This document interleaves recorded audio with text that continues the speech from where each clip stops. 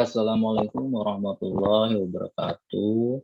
Pada pagi hari ini kita akan membahas tentang self esteem atau harga diri ya. Salah satu kajian yang menarik di psikologi sosial. Kalian tentunya sudah tidak asing mendengar dua kata ini, self esteem atau harga diri. Wah, seringkali ucapan yang muncul ya ketika kita melakukan conversation atau percakapan. Wah, nggak ada harga diri lu. Wah, misalnya ke teman. Harga diri lu mana ya? Gitu. Nah, mari kita kepoin aja ya. Harga diri itu atau self esteem itu apa? Mari kita lihat. Sebelumnya, coba kalian amati kedua gambar ini ya. Ini fenomena yang sedang booming ya, sedang marak nih saat ini. Nah, ini kalau melihat dua gambar ini, kalian tahu tidak nih? Nah, ini siapa? Ini Crazy Rich ya dari Malang ya. J99, Juragan 99 dan istrinya. Wah, ini juga Crazy Rich. Ini the real Crazy Rich. Nah, silakan apa pendapat kalian tentang ini ya? Melihat dua fenomena ini menarik. Ini berkaitan dengan self esteem. Oke, nanti buat PR ya, buat PR.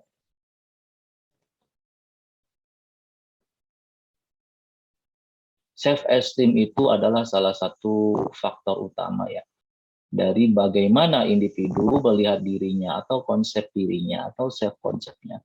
Kalian sudah belajar tentang self konsep atau konsep diri di psikologi sosial. Jadi bagian dari konsep diri dan menjadi determinan penting dalam perilaku manusia.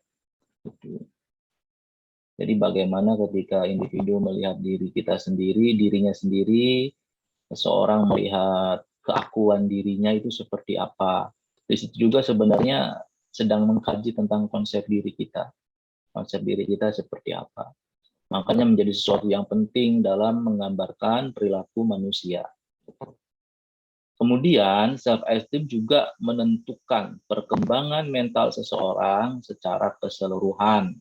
Jadi perkembangan mental seorang dari tahap ke tahap itu ya ada hubungannya dengan self esteem, ada hubungannya dengan harga dirinya. Nih. Nah, self esteem itu lebih tepatnya adalah evaluasi yang positif maupun negatif terhadap diri kita sendiri, terhadap self ya. Tadi saya mengatakan konsep diri ya. Siapa diri kita yang sebenarnya? Siapa diri kita yang sesungguhnya? Diri kita yang saat ini, diri kita yang esok, gitu. Berkaitan dengan itu. Jadi proses evaluasi baik secara positif maupun secara negatif. Itu.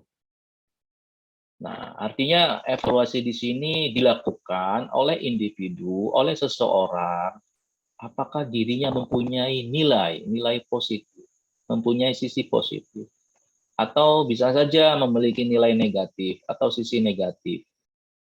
Makanya self esteem ini menunjukkan keseluruhan sikap seseorang terhadap dirinya sendiri.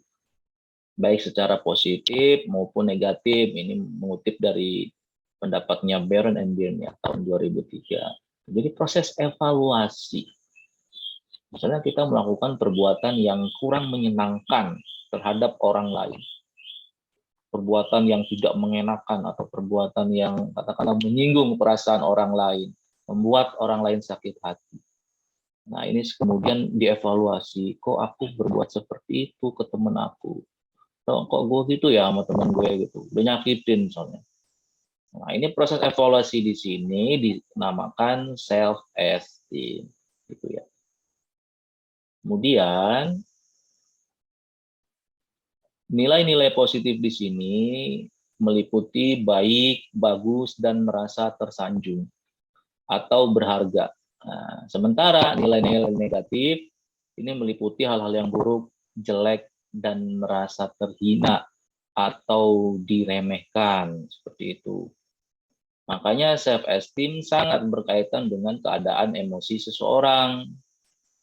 Misalnya dalam kehidupan sehari-hari ya, ketika kita berkaca di depan cermin. Nah, siapa yang suka berkaca nih? Hanya tiap hari kita berkaca ya. Selepas mandi tentunya tidak lepas dari sisiran. Kalau perempuan sudah pasti ya wajib hukumnya dandan dulu. Kalau cowok mah udah sekedar habis mandi, merapikan baju, merapikan rambut, udah. Paling kalau mau bepergian, mau nongkrong, wah ada minyak wangi, udah cuman itu.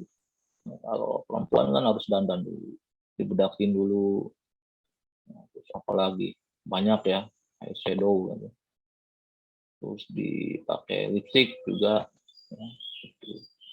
Jadi ketika kita bercermin, perumpamaannya seperti itu. Ketika kita bercermin, lalu kita mengekspresikan sebebas-bebasnya gaya kita, style kita. Nah sekarang maraknya gadget ya, fenomena selfie, swafoto, wah udah jadi tren. Kita kalau selfie aja kan, wah kita bisa mengekspresikan sebebas-bebasnya gaya kita. Senyum atau sambil gini, misalkan atau mau gaya yang modern, mau gaya alay sekalipun ya. Nah itu. Ini self esteem sebagai proses evaluasi. Lalu biasanya kita kita evaluasi, misalkan udah selesai selfie atau cermin, ternyata gua ganteng ya. Oh ternyata kalau dilihat malu juga saya dengan diri saya sendiri. Nah itu sebenarnya self esteem. Kita sedang melakukan proses evaluasi terhadap diri kita sendiri.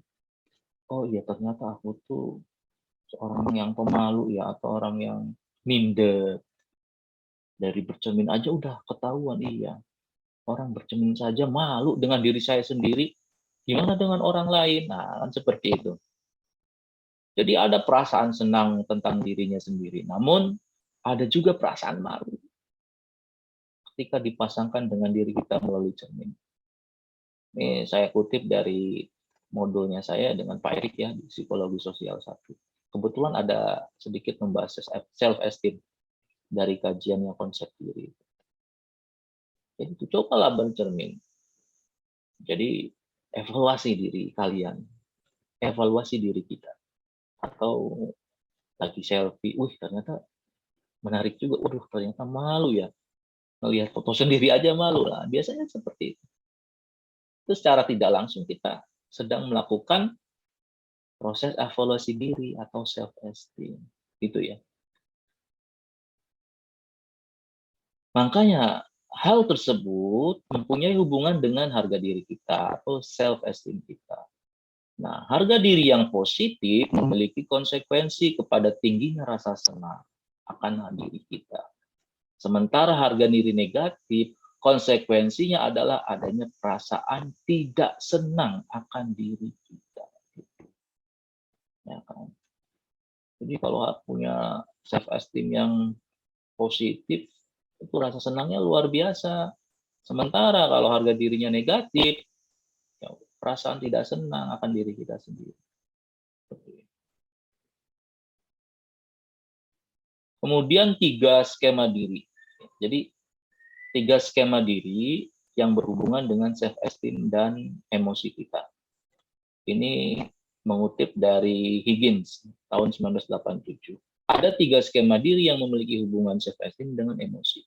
Yang pertama adalah actual self, yaitu menjelaskan bagaimana diri kita saat ini. Diri kita saat ini yang sekarang ini, misalnya, sekarang aku tuh orangnya suka membaca, rajin membaca, sekarang aku orangnya santun, dermawan, ya. Sekarang aku orangnya ternyata kesuksesannya jauh di hari-hari sebelumnya. Sekarang lebih penyayang binatang misalnya. Bagaimana diri kita saat ini? Ini disebut dengan aktual. Aktual itu yang terjadi saat ini. Konteksnya saat ini. Here and now ya. Kemudian ideal self berarti diri yang ingin kita capai. Harapan dan keinginan kita ya.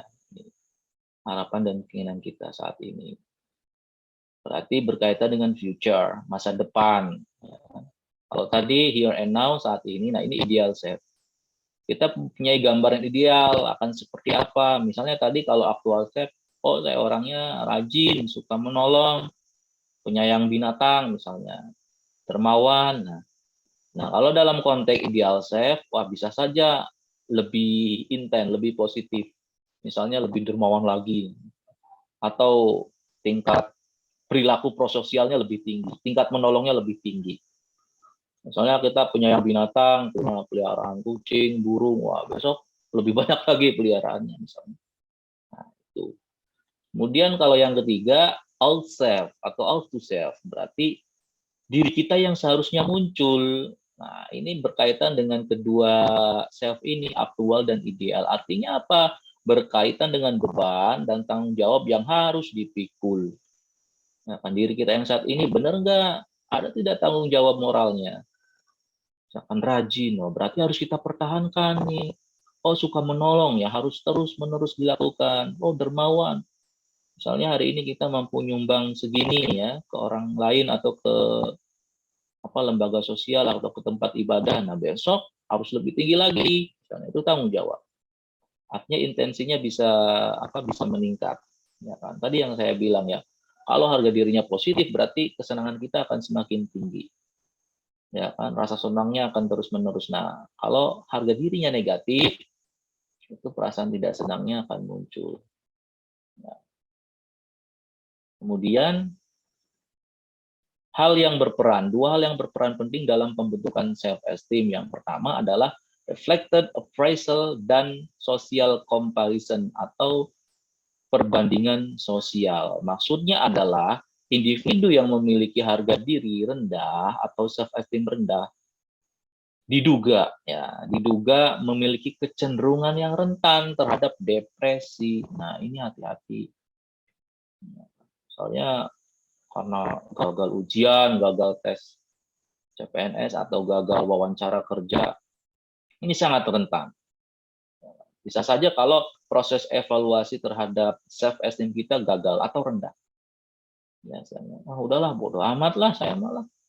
Udah nyoba 3 kali daftar, udah nyoba 3 kali mengikuti berbagai seleksi, hasilnya sama aja.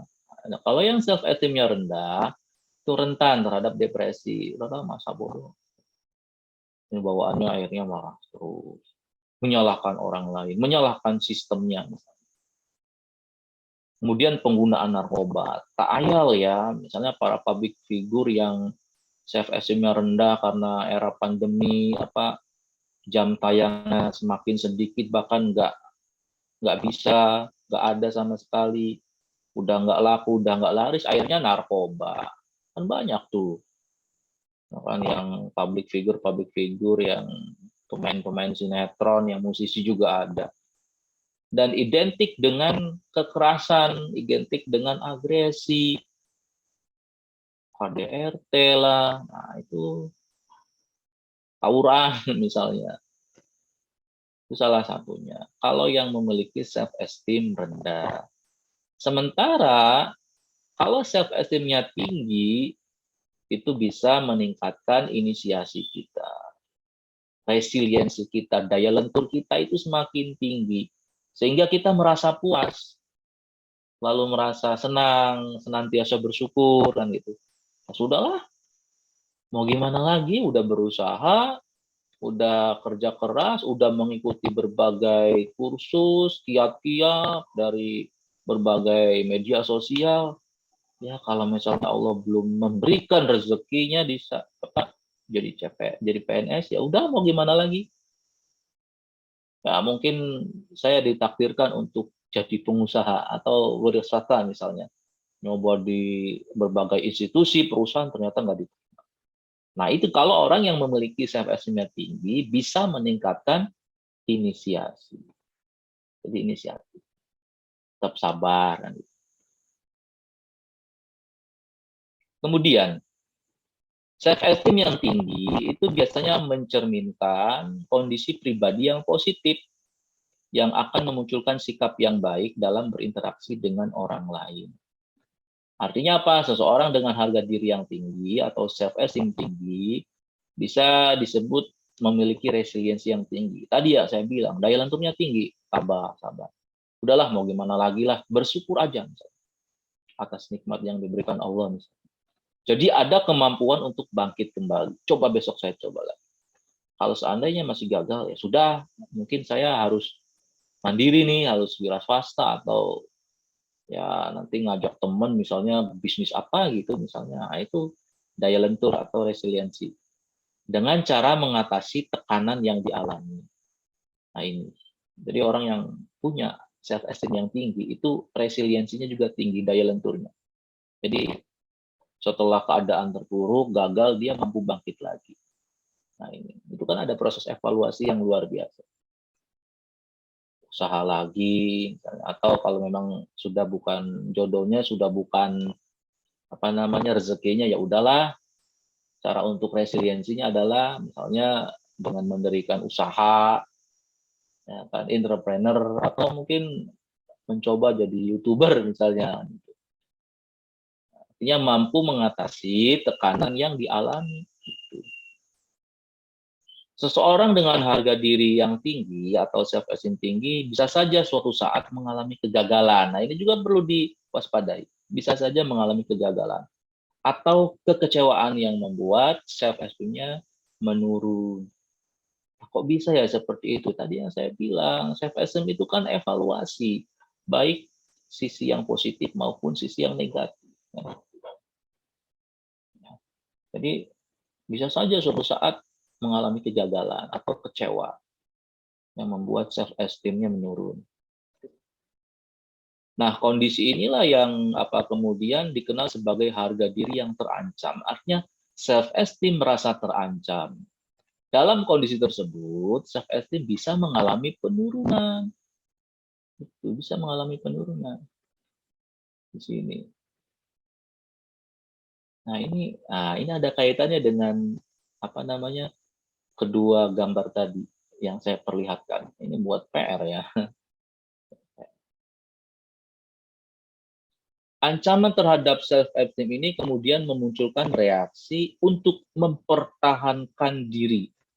Nah, sebagaimana yang dikutip oleh Hitterton and Fogg ya, dalam bukunya Myers 2005, dapat dilakukan dengan memandang rendah orang lain dan melebih-lebihkan keunggulan mereka atas diri orang lain. Nah, ini berkaitan dengan kedua gambar tadi ya.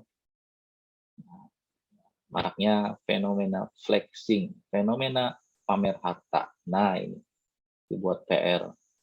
Nah, sebenarnya reaksi tersebut merupakan upaya seseorang untuk mempertahankan harga dirinya. Iya. Dari hal-hal yang mengancam. Wah, misalkan si A bisa beli mobil mewah. Masa gua nggak bisa? Terus diledek lagi, lo bisa nggak nih? Ini seri terbaru nih, hanya 7 unit di dunia misalnya. Gitu. Nah, jadi mempertahankan harga dirinya dari hal-hal yang mengancam atau hal-hal yang bisa menurunkan self esteem-nya. Ini ya, silakan kalian analisa ini buat PR. Oke, kemudian self esteem maintenance.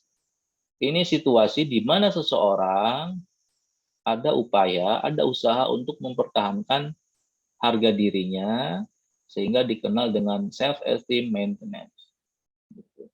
Maintenance itu kan memelihara ya. Berarti mempertahankan. Biasanya mereka yang self esteem-nya terancam akan memandang kesuksesan orang lain sebagai sesuatu yang mengancam keberadaan atau keberhargaan diri mereka. Nah, ini berkaitan dengan gambar yang tadi saya pertontonkan ke kalian. Silakan kalian analisa sendiri ya. Nah, perasaan terancam ini akan menimbulkan reaksi untuk menjatuhkan orang lain, memandang rendah orang lain. Orang lewat media sosial lah, segalanya serba bisa ya. Lewat Instagram, lewat TikTok, udah langsung nyebar kemana-mana. Jejak digitalnya tidak hilang. Nah, ini ya, memandang rendah, bahkan sampai ke kekerasan. Gitu. Misalkan dalam kancah perpolitikan yang ada di Indonesia ini. Ya ini karena ketidakmampuan untuk mempertahankan self esteem-nya atau ketidakmampuan untuk mengelola self esteem-nya dengan baik. Oke, saya kira itu saja yang bisa saya sampaikan. Jangan lupa ya, tadi ya kalian kerjakan tuh PR-nya ya, kerjaan rumahnya. Oke, nanti sesi selanjutnya berkaitan dengan stigma dan diskriminasi akan saya jelaskan. Saya kira itu yang bisa saya sampaikan, kurang lebihnya mohon maaf. Wassalamualaikum warahmatullahi wabarakatuh.